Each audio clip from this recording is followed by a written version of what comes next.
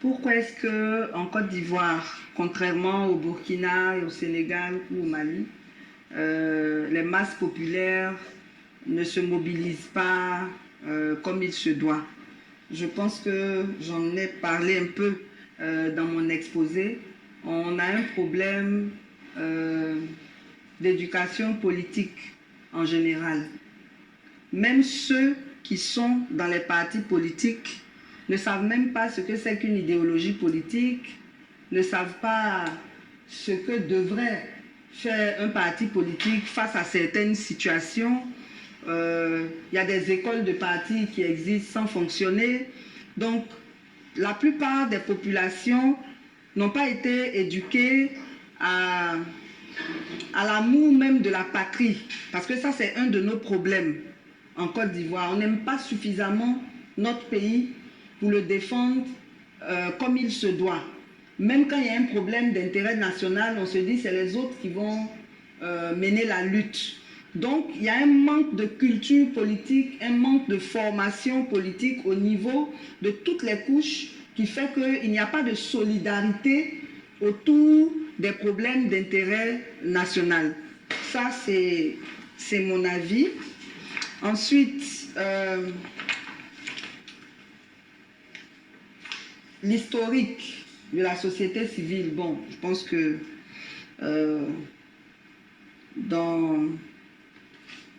c'est pas grave. La Côte d'Ivoire a connu le parti unique et sous le parti unique, tout était unique. On avait une seule centrale syndicale, il n'y avait pas vraiment d'enjeu. Et c'est à partir de 1990 que certaines organisations de la société civile, comme la LIDO, comme la FESI, se sont engagées dans le combat pour qu'il y ait le multipartisme. Et ce combat a payé. Donc moi je pense que si on veut faire un résumé de l'historique de la société civile, on dira qu'elle a quand même marqué l'histoire du pays, puisque c'est grâce à la société civile véritablement, c'est sur la société civile que l'opposition s'est appuyée en 1990 pour lutter afin que le multipartisme apparaisse. Mais après cela, la société civile a été un peu embrigadée dans des projets de développement. On l'a éloignée de la sphère politique, de sorte que la plupart des leaders des organisations de la société civile se sont installés dans un certain confort et ont perdu véritablement la flamme de la lutte. Ça m'emmène à revenir sur votre question par rapport aux syndicats.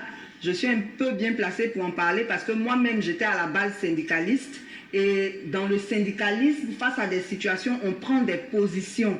Je crois que c'est cette culture des positions-là que j'ai déportée au niveau de la société civile parce que quand il y a eu la crise de 2010, moi je n'étais que syndicaliste et j'avais mon propre syndicat au sein de mon entreprise, mais je me suis dit, mais pourquoi est-ce que face à la justice des vainqueurs, la société civile ne réagit pas, la société civile ne dit rien, ce n'est pas normal. C'est comme ça que j'ai commencé à militer au sein de la société civile générale pour essayer d'apporter une troisième voie qui, en dehors de l'opposition, essaie quand même de dire objectivement les choses. Donc, les syndicats, à mon humble avis, ne jouent plus leur rôle. Les syndicats ne jouent plus leur rôle parce que à un moment donné, on les a corrompus avec une très forte subvention. Toutes les années, maintenant, depuis environ 4-5 ans, ils ont 800 millions toutes les années. Maintenant, c'est ce qu'ils prennent pour payer leur personnel, pour mener certaines activités. Donc, en dehors du 1er mai, on n'entend plus les syndicats. C'est seulement le 1er mai que les centrales font l'effort de collecter un peu certains problèmes des travailleurs pour venir en parler, alors qu'elles savent ce qui se passe en zone industrielle, elles savent ce qui se passe avec les entreprises de sécurité. En tout cas, les travailleurs sont devenus des laissés pour compte. Et à mon humble avis, c'est parce que les syndicats sont devenus corrompus, ils n'ont plus la flamme de la lutte et c'est vraiment dommage. Et donc, nous, on n'a pas de rapport particulier avec les centrales syndicales, parce qu'on se dit que, bon, il n'y a pas grand-chose à en obtenir. Voilà. On, Bon, on analyse, on là, observe. je reviens à la charge. Bouya! Aujourd'hui, donc, nous sommes le 15 août 2022. Je reviens à la charge, pourquoi? Mais parce que je vais parler de l'actualité ivoirienne et puis, comment dire, donner un peu mon sentiment sur la situation de la sœur, la grande dame, l'honorable. Hein, moi, je la nomme honorable, quand bien même elle n'a pas de mandat de député. Parce qu'en fait, tous les députés en Côte d'Ivoire là-bas, tous réunis, ils la valent pas. Hein? Soyons d'accord, ils valent pas Madame Poultieri Balé. Parce que j'ai rappelé dans mes vidéos passées, et là, j'ai regardé un petit peu quelques vidéos d'elle, et là, je suis tombé sur cette vidéo-là hier, je dis, mais c'est génial. Alors, je vais vous envoyer le lien, et vous allez pouvoir regarder. Alors, c'est simple, ceux qui sont pressés, vous pouvez mettre Madame Poultieri Balé rassure les Français qui sont en Côte d'Ivoire, quelque chose comme ça. Voilà, vous voyez? Et donc, c'est une institution là-bas, une association qui reçoit des gens pour des débats tous les mercredis et les jeudis. Vous voyez? Et donc, les gens interviennent, lui posent des questions. D'abord, elle fait son exposé et ensuite, elle reçoit des questions auxquelles elle répond. Alors, il y avait la première question qui a été posée par le monsieur. Je lui disais, mais comment vous expliquez que dans les d'autres pays, il y a des mouvements de jeunes comme Balai Citoyen au Burkina Faso ou ainsi de suite au Congo, Félimbi ou comment dire au Sénégal, ainsi de suite. Voilà, il y a des différentes organisations de jeunes comme ça pour animer le débat politique, le débat social. Et comment ça se fait qu'en Côte d'Ivoire, il n'y en a pas? Donc elle a apporté sa réponse en disant qu'il y a un manque d'éducation politique. Et c'est extraordinaire parce que si vous regardez mes vidéos anciennes, vous allez voir que je parle de ça constamment. Alors que moi, je suis en France bientôt, ça va faire 40 ans, hein, très exactement le 22 août prochain. Et je dois dire que je n'ai pas les moyens d'aller plus fréquemment au pays. Mais cela dit, j'y étais quand même quelques fois. Bon, ça se fait, hein, parce que quand on est panafricain, je crois que la moindre des choses, c'est de retenir beaucoup plus. Donc ça va se faire, c'est prévu, c'est prévu. Il faut mettre tout en œuvre et c'est ce qu'on est en train de faire, tout naturellement. Mais bien entendu, bien entendu. Mais ce que je veux dire, c'est quoi? C'est que cette dame, elle a toujours été sur place et quand elle sort du pays, c'est exceptionnel. Alors que moi, quand je vais au pays, c'est exceptionnel. Vous comprenez ce que je veux dire? Je veux dire par là qu'elle qui est sur place, voilà, quand elle apporte une réponse comme ça, je veux dire que ce que je trouve extraordinaire, c'est le fait que je dis, mais bon, moi, malgré que je sois absent du pays, bon, faut dire, on va me dire, oui, mais il y a des infos. Oui, il y a des infos, tout à fait. Mais il y a des gens qui vont au pays tous les mois, qui vont au pays tous les ans, mais pour autant, ils n'ont même pas la conscience. Voilà, donc il faut reconnaître les choses. C'est ça le problème chez beaucoup de gens. C'est qu'ils sont de mauvaise foi, et au lieu de reconnaître, non. Donc moi, là, je me félicite de voir, enfin, d'entendre ses propos, ses analyses, et puis son point de vue sur le fait que les syndicats sont tous corrompus en Côte d'Ivoire. Et d'ailleurs, même, j'ai jamais parlé dans ma vidéo passée, où j'ai dit que M. Ouattara, qu'est-ce qu'il explique? Il dit que lui et son premier ministre Patrick Hachi, ils ont signé des accords avec les syndicats hein, pour... il a parlé ça en bon français, hein, mais en réalité, ils ont tous été corrompus, donc il a ferme durant tous ses mandats. Il a eu un premier mandat de 5 ans, hein, depuis 2011, hein, jusqu'à, comment dire, premier mandat, voilà. Et puis, deuxième mandat, pareil, ils ont signé, ils ont filé, elle a dit même les montants tout à l'heure, ils ont plein d'argent, hein, ça leur permet hein, de la fermer, de ne pas la ramener. Hein. Et du coup, ces gens-là, ils pensent qu'à leur gueule, ils pensent qu'à leur petit...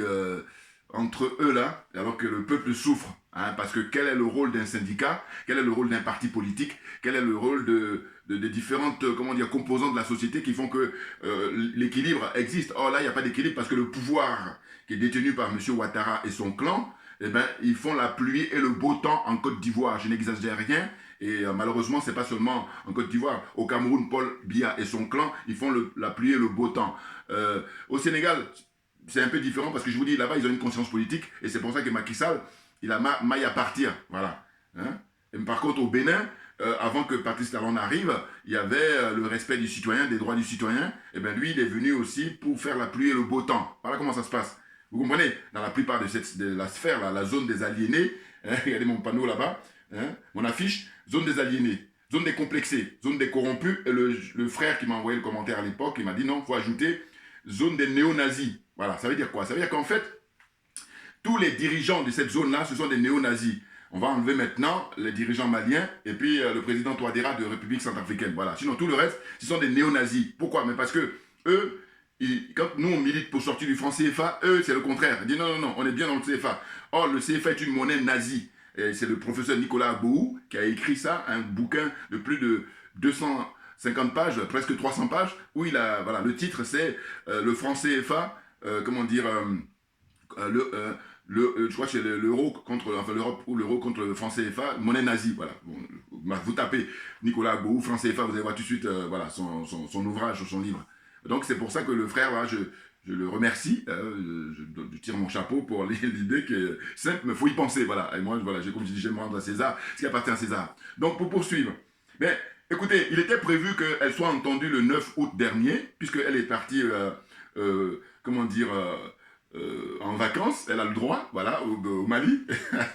j'adore. Mais oui, parce qu'il faut être à l'aise. C'est-à-dire que ils ont levé l'embargo, hein, donc les gens peuvent circuler comme bon leur semble, et à partir de là, on va au Mali, comme on peut aller au Burkina, comme on peut aller, je sais pas, au Niger, ou au Togo, ou au Bénin, ou au Cameroun, ou je ne sais quoi encore. Vous comprenez, hein, ou venir en Europe, ou en Asie, ou en Amérique, voilà. Donc, elle va se reposer comme une citoyenne libre au Mali.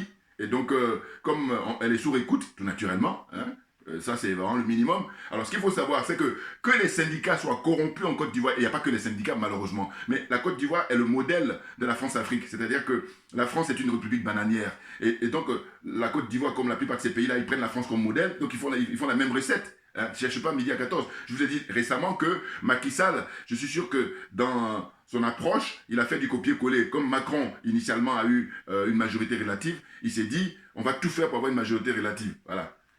Mais c'est impressionnant. Bon, moi je dis même, je vais encore plus loin. Je dis que maintenant on est rendu au stade où, au XXIe siècle, la France, les dirigeants français copient leurs colonies.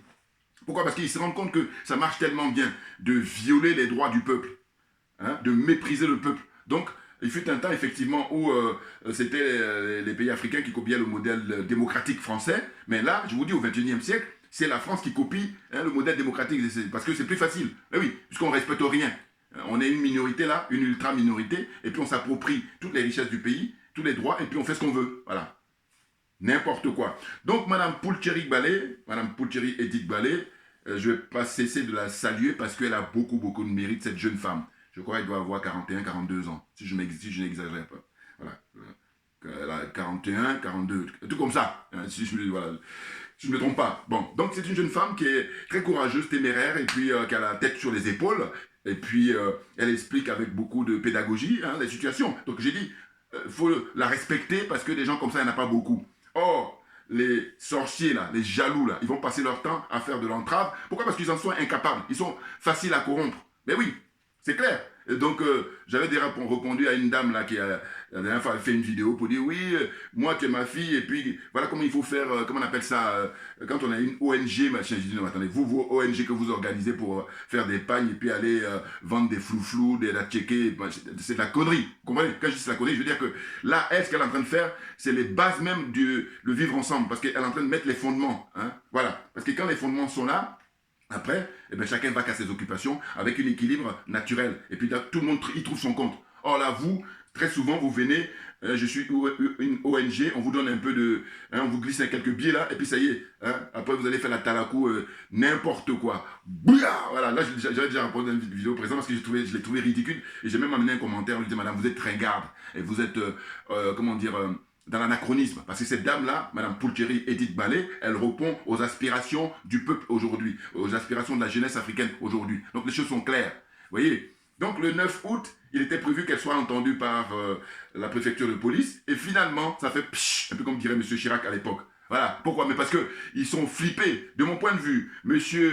Alassane Ouattara, M. Alassane Draman Ouattara, le dictateur de Côte d'Ivoire, hein, le larbin de la France-Afrique, eh bien, il y a, pour moi, hein, je vous donne mon point de vue encore, et puis faites les commentaires, il y a comment dire,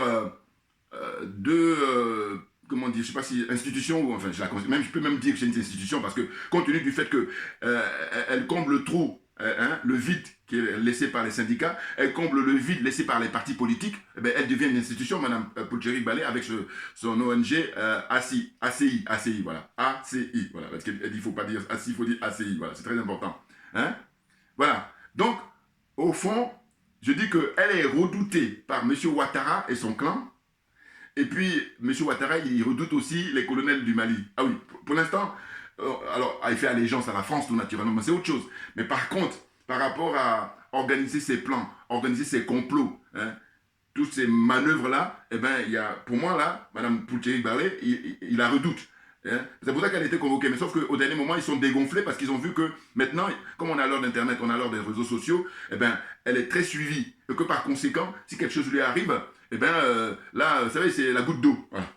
Ah oui, la goutte d'eau. C'est vrai que la goutte d'eau, on dit comme elle fait déborder le vase. Donc, et puis même, il a passé son temps à mentir durant tout son règne. Mais là, lui, comme c'est un adepte de l'OTAN, ils ont la culture du mensonge. Ils ont l'empire, c'est l'empire du mensonge. Et moi, j'ajoute que c'est la religion du mensonge. Hein, eux, leur religion, comme moi, je dis ma religion, c'est la vérité et la justice. Certains, leur religion, c'est l'islam. Certains, leur religion, c'est le catholicisme. Hein, ainsi de suite, certains sont bouddhistes. Vous voyez, eh bien, eux, leur religion, c'est le mensonge. Rien que le mensonge. Je vous dis, quand vous allez vous présenter devant les juges, très souvent, qu'est-ce que vous dites? On vous demande de lever la main et puis de dire, je jure, de dire la vérité, rien que la vérité. Malheureusement, on est dans cette sphère-là, qui sont dans l'escroquerie morale, évidemment. Mais moi, j'ai dit, quand j'y réfléchis, j'ai dit, eux, quand ils disent ça, c'est plutôt faut comprendre. Je jure de dire le mensonge, rien que le mensonge. Comprenne qui veut, comprenne qui peut. Voilà. Donc, cette dame-là, franchement, elle a beaucoup de mérite. Et puis, faut l'encourager. Bon, là, je constate que il y a des gens qui commencent maintenant à créer des sections pour, dans différentes villes, communes, et tout ça, c'est très bien. Et puis, dans différents pays aussi, hein, des antennes comme ça de son ONG ACI. Là. Donc, il faut faire aussi attention. Voilà. Mais on me dit, on ne peut pas tout maîtriser, c'est vrai. Mais il faut faire attention, il faut être prudent. Pourquoi? Parce que je pense que tout naturellement, compte tenu du fait qu'elle est incorruptible, elle ne se laisse pas corrompre, eh bien, ceux qui ont les moyens, ils vont amener des gens pour l'infiltrer. Très clairement, très clairement. D'ailleurs, je pense même qu'elle a eu déjà l'expérience parce que je n'ai pas regardé, mais une fois je suis tombé comme ça sur des gens qui la connaissaient, qui ont déjà milité avec elle et puis qui étaient en train de la dénigrer. Bon, là, enfin, j'espère que je vais pouvoir retrouver parce que je n'ai pas eu le temps de regarder, mais je me suis dit, tiens, je vais regarder quand même qu'est-ce qu'ils racontent eux. Voilà. C'est très intéressant. Vous voyez? Et donc, faut pas minimiser ça. Il va y avoir des gens qui vont en apparence faire preuve d'enthousiasme alors qu'en réalité, ce sont des gens qui sont envoyés pour justement connaître tout son agenda, connaître tout son plan, tout ce qu'elle a prévu hein, pour défendre les intérêts et la dignité des Africains en général et des Ivoiriens là en particulier. Vous voyez? Et lors de cette conférence-là, il y a eu différentes questions qui ont été posées. C'est très intéressant, hein, parce que je vous dis, la première question, elle a répondu, elle a répondu même à toutes les questions, mais il y a une dame qui est présente en Côte d'Ivoire, le coderme, une Française blanche, qui vit en Côte d'Ivoire depuis une quarantaine d'années, qui dit ouvertement, quand elle commence à parler, elle dit, voilà, moi je suis ivoirienne. Bon, hein, c'est normal. Voilà, je veux dire que, quand je dis c'est normal, je veux dire que quand tu arrives dans un pays qui t'a fait longtemps que tu vis, si tu t'y sens bien, hein, c'est tout naturel que tu demandes la nationalité, et quand tu remplis les critères, on te l'accorde. Voilà. Mais le problème, c'est quoi?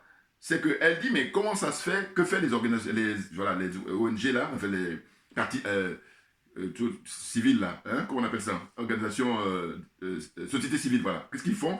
Quand il y a des jeunes gens là, qui sont au collège, au lycée, qui, à l'approche des vacances, des vacances de Pâques, des vacances de Noël et tout, eh ben, ils manifestent en Côte d'Ivoire pour demander à ce qu'ils puissent aller beaucoup plus vite en vacances. Ils veulent anticiper les vacances. Donc, c'est un phénomène comme ça qui est là depuis 3-4 ans, et donc elle s'est expliquée là-dessus. Et c'est vrai que moi, avant de venir ici en Occident, en France en particulier, j'ai été donc pareil, hein, toute l'école primaire, le collège, et voilà, c'est après le collège que je suis venu ici. Voilà, donc j'ai commencé mon lycée ici. Bon.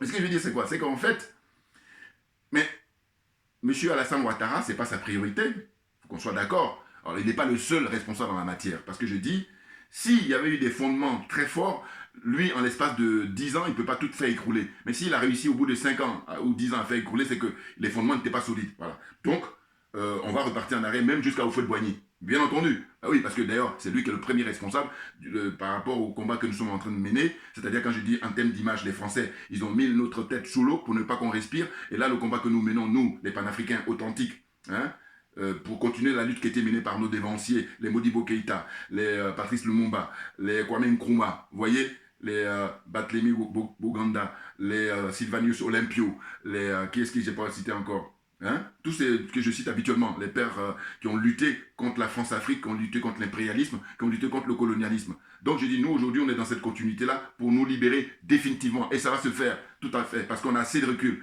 Hein, voilà, on a tout leur bilan. Là. Bien sûr, eux-mêmes ne veulent pas les présenter, mais nous, on les a quand même, parce qu'on est instruits. Hein, je veux dire qu'on a des connaissances, et c'est pour ça que c'est fini. Hein, la messe est dite. Hein, game is over. Hein, on arrête. On va mettre maintenant toutes les cartes sur table, puis on va faire le tri. Et maintenant, il est question de faire des audits, de faire des expertises. Et comme je dis, chacun son boulot. Voilà.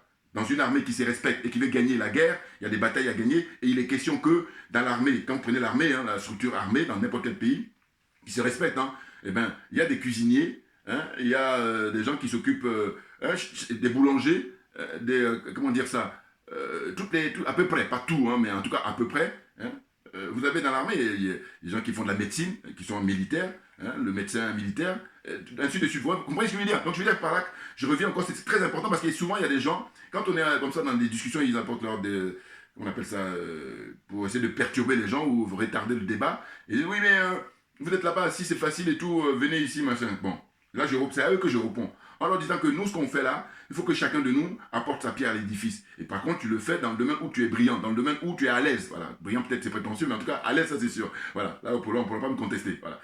Hein?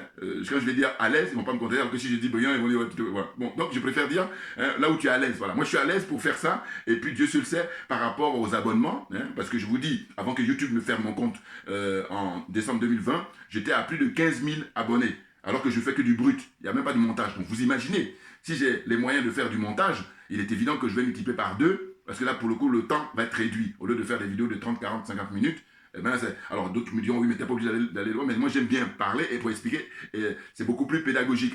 Maintenant, l'intérêt des montages, c'est qu'on va prendre l'essentiel, et puis voilà, on le met pour 5-10 minutes, et puis c'est parfait. Vous comprenez? Voilà, j'espère qu'on a compris ce que je voulais dire.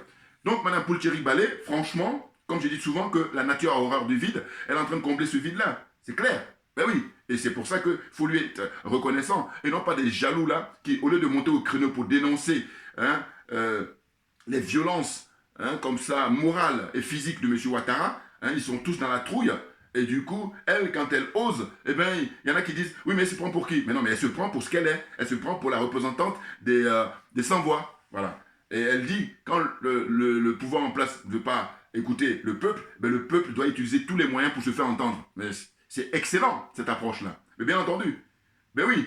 Donc, ce que je constate, c'est que finalement, ils se sont dégonflés parce qu'ils ne savent plus où mettre la tête. Parce que les 49 zozos, là, les 49 qui ont été envoyés par M. Ouattara, qui a été lâché par les États-Unis d'une part et la France d'autre part. Pourquoi? Mais parce que c'était lui qui est, comme d'habitude, c'est lui qui est chargé de faire le sale boulot. Et comme ils ont vu que ça a échoué, ils ont enlevé les mains en disant non, non, non, on n'est pas concerné. Maintenant, ils essaient de faire trop pédalage parce que c'est énorme et lui est en train de se débattre en disant venez au secours pour qu'on puisse, comme d'habitude, faire, comment on appelle ça, du brouillage pour embrouiller les gens. Oui, parce que comment on peut expliquer que ces gens-là, ils sont envoyés dans le cadre de la mission de l'ONU et puis quand on demande à l'ONU, l'ONU dit non, non, non, nous, cette mission-là n'est pas reconnue.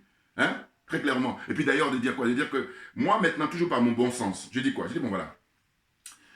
Quand M. Ouattara insiste avec ses partisans pour dire que oui, ils sont allés là-bas dans le cadre de missions de l'ONU, n'importe quoi, voilà. Tout ça, c'est des criminels parce que leur but, c'est de tuer l'être humain. Donc c'est pour ça que je dis, il ne faut pas tourner autour du pot. Donc je dis quoi? Je dis bon, voilà. Il faudra vérifier tous ceux qui sont allés avant ces 49-là, qu'est-ce qu'ils avaient comme passeport.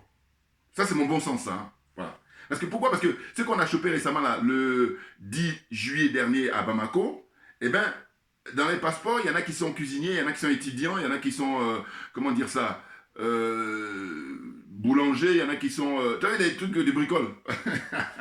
N'importe quoi. Donc je dis, bon, c'est pas sérieux. Et puis, il faut arrêter d'insulter l'intelligence d'autrui, hein, d'insulter notre intelligence. Et moi, je refuse qu'on insulte mon intelligence. C'est pour ça que faire ces vidéos, c'est le minimum. Vous comprenez?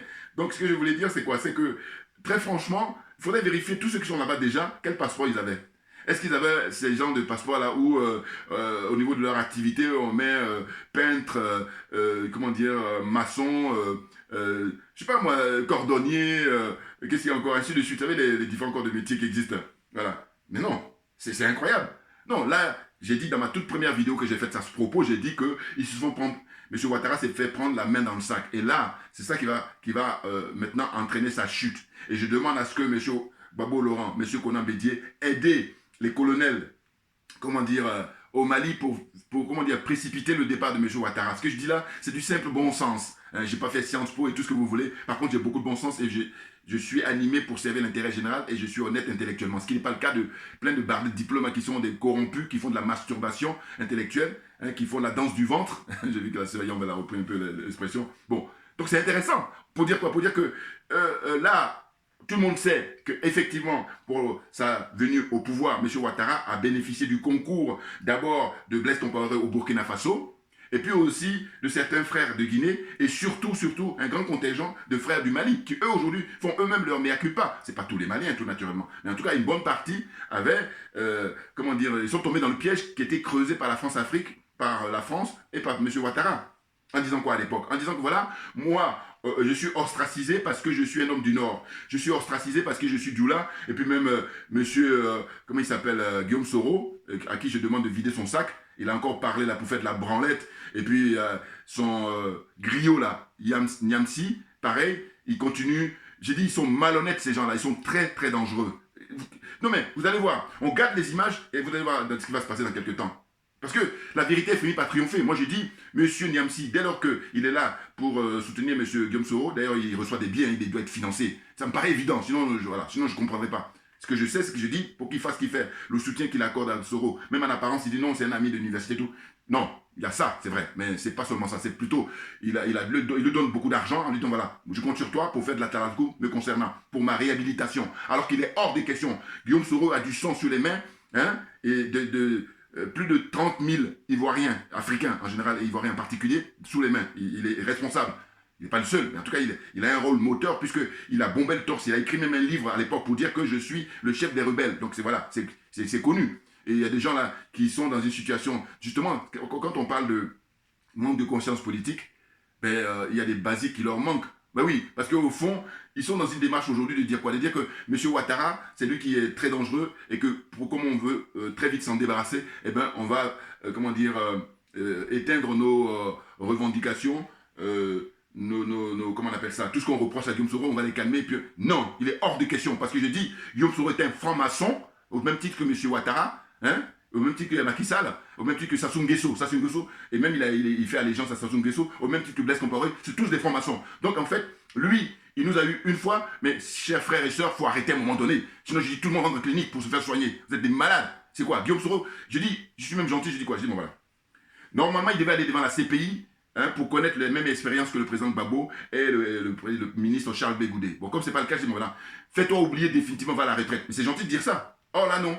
Hein, ils viennent insulter notre intelligence en permanence avec M. Niamsi là, qui sont des escrocs moralement. Voilà. Puis après, escroquerie matérielle. Il en bénéficie. Guillaume Soro, avec l'argent qu'il a volé là, tant qu'il était en fonction en Côte d'Ivoire, eh ben, il donne ça à ses partisans là, qui font des vidéos aux États-Unis, Madame Guep, et qui les saoulés des paris.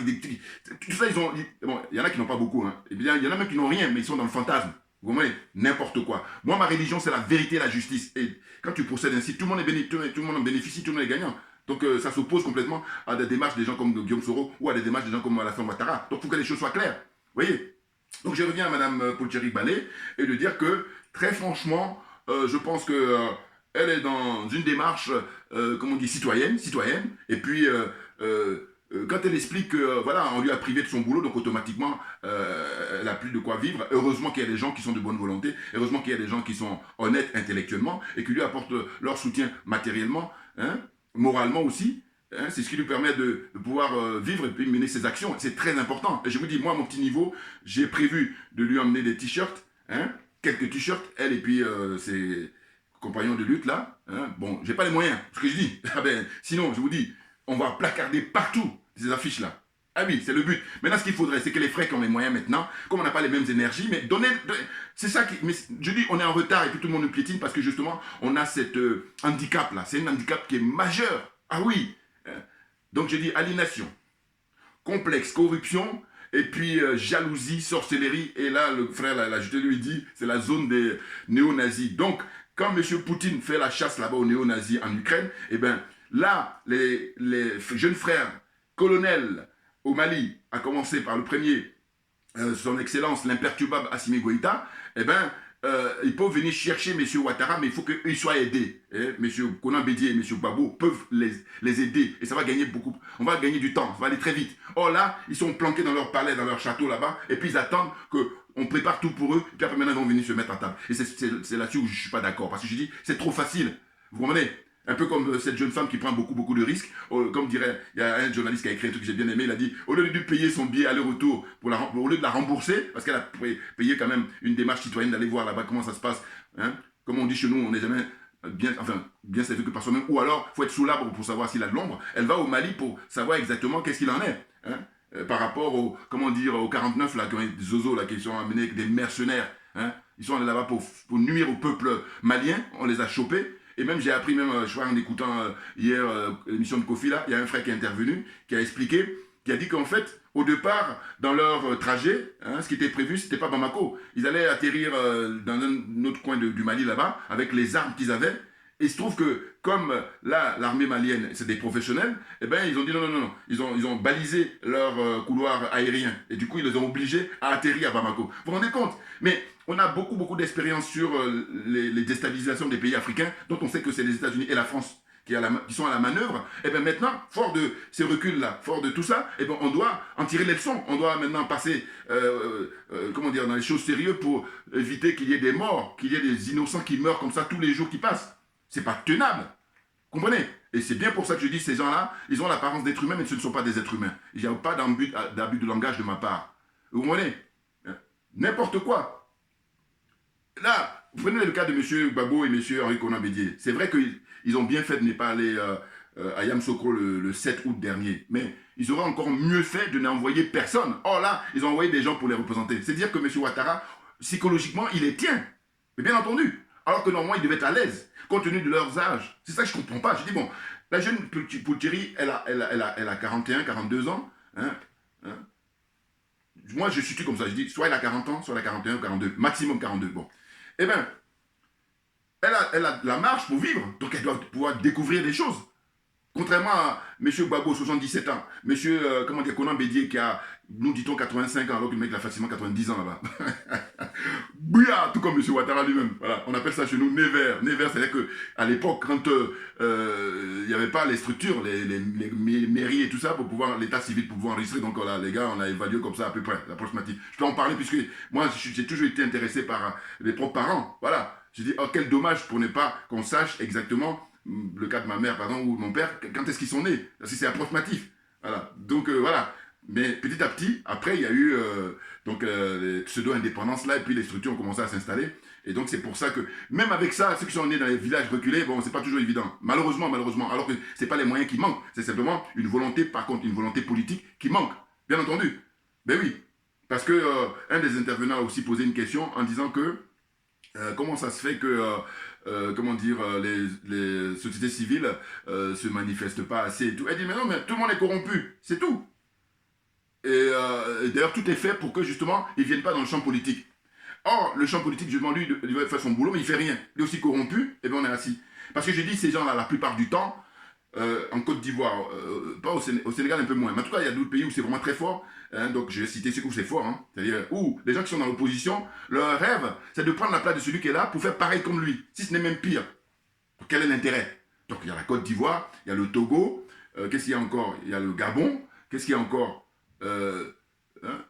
Burkina Faso, bon, voilà. Parce que quand tu es dans l'opposition, je prends toujours l'exemple de Ousmane Sonko. Mais Sonko, il a écrit des livres. Alors en Côte d'Ivoire, effectivement, il y a M. Mamadou Koulibaly. Bon, ça fait longtemps qu'ils ne se donnent pas de nouvelles. Mais en tous les cas, ils ont écrit des livres, ces deux-là. Il n'y a pas que eux, mais en tout cas, ceux qui écrivent des livres. Pour dire, voilà, nous, on est contre le colonialisme, on est contre l'impérialisme, on est contre le franc CFA, on est contre les bases militaires. Avant même de prendre le pouvoir, là, tu sais, quelles sont leurs aspirations. Hein? Qu'est-ce qu'ils vont faire quand ils vont venir au pouvoir? Oh, il y en a d'autres là. Ils disent rien, ils font que de la langue de bois, un peu comme monsieur, comment il s'appelle, le nouveau géolier là qui est prévu pour remplacer Ouattara, je pense à Tidiane Thiam, hein? Banquier d'affaires. Il faut regarder ses interviews. À quel moment ce monsieur parle du franc CFA?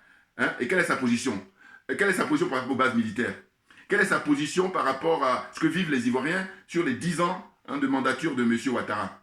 Que dalle, quelle est la langue de bois? Donc il emmène les gens en bateau, et ce qu'il a, c'est dire, j'ai un carnet d'adresse, alors que c'est simplement la France-Afrique qui a la manœuvre. Bon, j'ai déjà fait des vidéos, j'ai déjà expliqué, bon, je ne vais pas revenir là-dessus. Bon. Donc, comprenne qui veut, comprenne qui peut. Voilà. Et les trollers, soyez fair play, hein, partagez mes vidéos. C'est tout ce que je vous demande en retour. Ah, ça les énerve, ça. Je le sais, bien entendu. Non, mais parce que franchement... Attendez, vous ne voyez pas que les temps sont révolus et qu'on a l'heure du numérique, l'heure d'Internet et que par conséquent, il faut vivre avec son temps. Et quand on demande de vivre avec son temps, c'est de faire de manière à ce que il y ait un équilibre dans la société.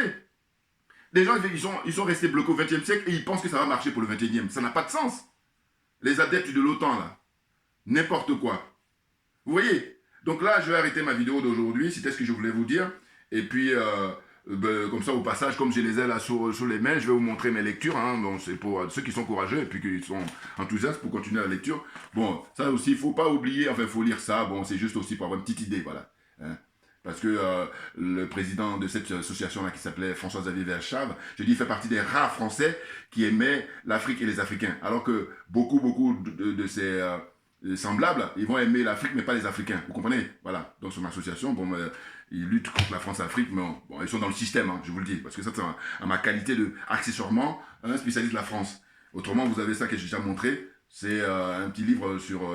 comment dire, Francis Bébé, hein, voilà, un roman là, qui est intéressant. Hein, bon, vous pouvez vous procurer ça pour la lecture. Et puis ça, vous avez, voilà, hein, c'est nos pères, ça. Voilà. Un petit qui est très facile à lire, très rapide, hein, parce que c'est un petit comme ça, un petit ouvrage. Patrice Lumumba, c'est un recueil de textes introduits et par Georges Nzongola, et puis voilà.